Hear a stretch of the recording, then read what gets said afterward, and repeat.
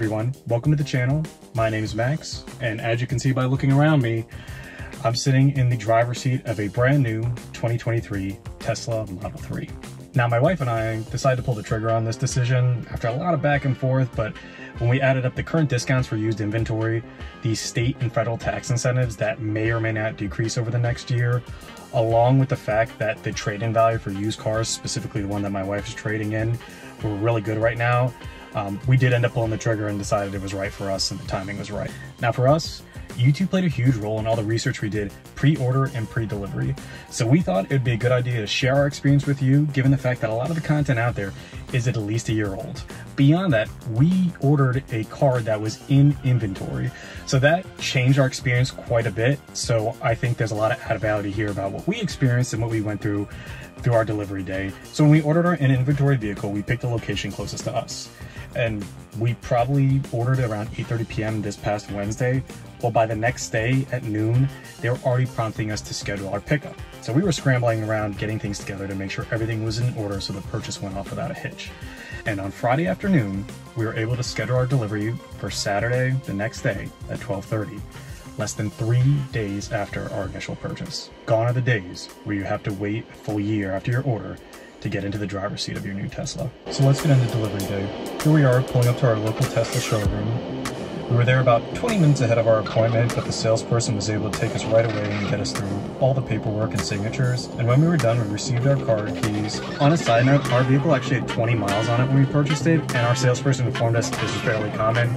Even when you build your car online, you can expect anywhere from 10 to 15 miles on that vehicle. When you pick it up on delivery day from transportation, and in inventory vehicles, you can expect even a little bit more. He also informed us that we were one of 40 deliveries taking place that day, which made me feel a lot better that it was so difficult to actually get our appointment booked on our given day. It took forever for it to show up in the app. Also, our technician told us that our car was not charged to the point where he would want us to drive home at that level.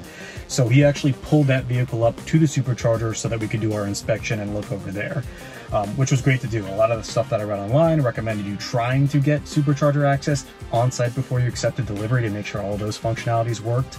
And that had varying degrees of success. We didn't even have to ask. It was actually recommended directly to us, which is why all the footage that you're about to see is going to be at that supercharger station.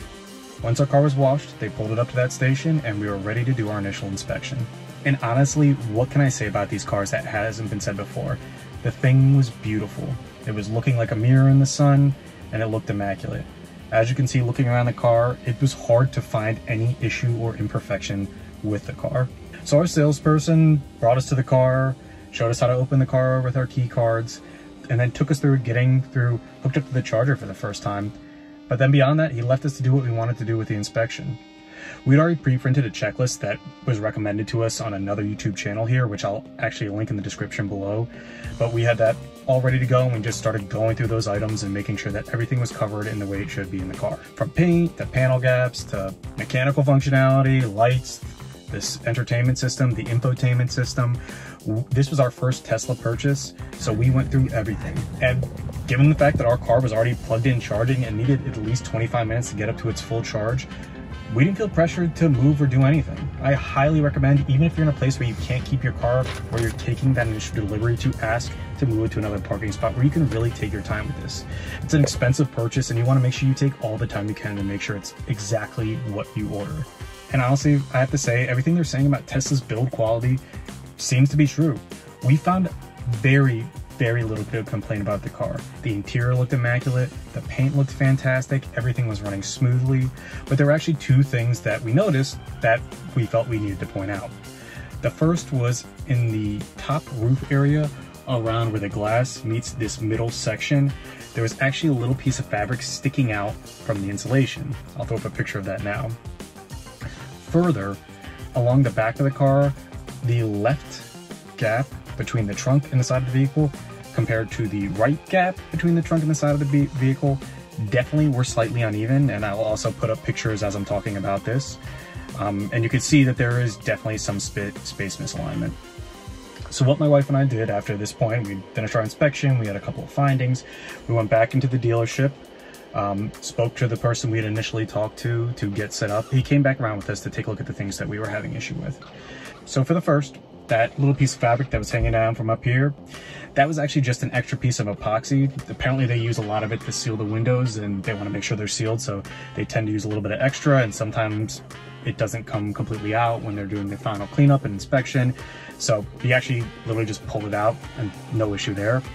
Now for the panel gaps, he actually let me know that as soon as we accepted the vehicle, we could file for a service appointment, take pictures of the issue, and it would be reviewed and taken care of at no cost to us. He took note of it on his side and then walked us through that part of the process on our end once we accepted the vehicle in our app. Now, one thing I did learn from this experience that I hadn't heard anywhere else was that Tesla actually measures all the gaps on the car when they're going through final inspection. Further, there is a margin of error in those gap sizes. They actually are not guaranteed within spec to be completely even on one side of the vehicle to the other. As long as you're within that standard deviation, they will pass the car. Further, if they detect a gap size that's bigger than that margin of error, but changing it and fixing it would actually disrupt the structural and mechanical integrity of the vehicle, they can actually pass the car with that difference as long as they disclose it to the customer. That obviously wasn't the case here, and we are honestly guessing it's probably the former issue, but it was pretty seamless once we accepted. We put in the service appointment, we took all the pictures. He actually walked us through what we should be taking pictures of, which was extremely helpful.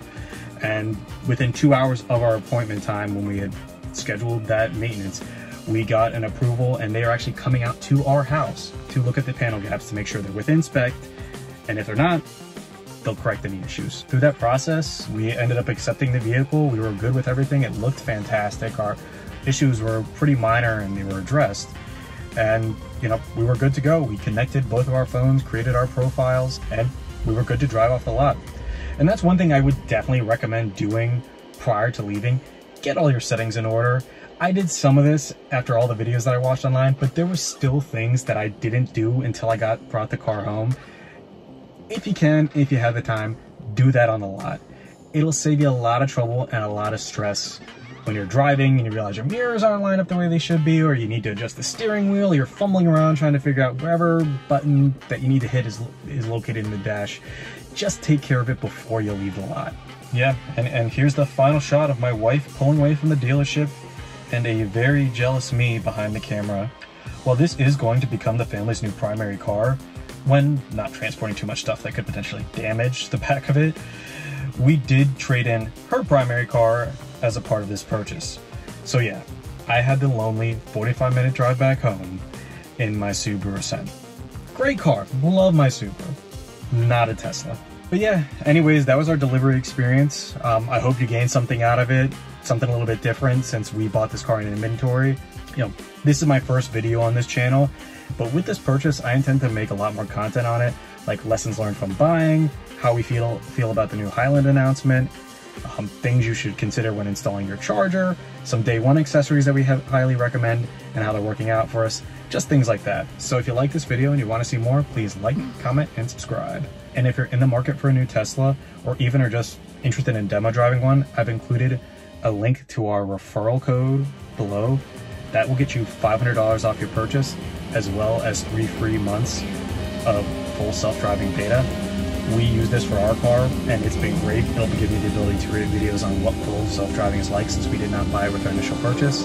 Of course, if you have friends and family that have a Tesla, definitely use their code, but if you don't, feel free to use mine. I promise to use any referral credits for upgrades or features that I can turn into content for you as a viewer. But yeah, that's all for today. Thanks for watching, and I'll catch you next time.